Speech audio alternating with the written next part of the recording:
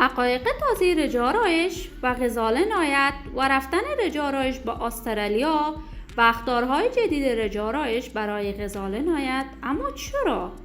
دلیل جدا شدن غزال نایت از رجا آرایش چی بوده است؟ من در این ویدیو پیرامون این موضوعات خواهم پرداخت، پس در ادامه با کانال دنیا اینفو باشید.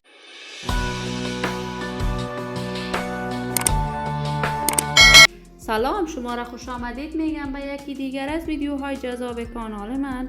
برای دوست شدن با کانال دنیا اینفو علامت سابسکرایب را فشار دهید تا از ویدیوهای دیگر کانال من هم آگاه شوید. رجا آرایش هنرمند موفق، ناماشنا و سرشناس افغانستان است که کارهای هنری خود را یک دهه قبل آغاز کرده بود. رجا آرایش همسر اول غزال نایت می باشد.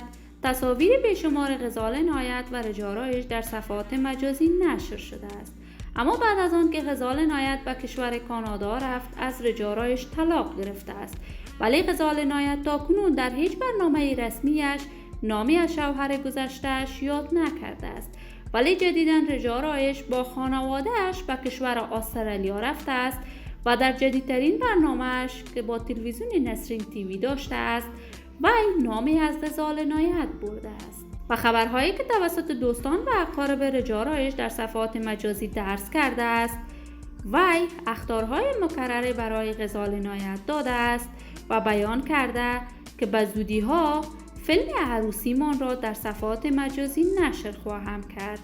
ولی غزال نایت تاکنون هیچ واکنشی درباره گفته‌های جدید رجا آرایش در صفحات مجازیش از خود نشان نداده است.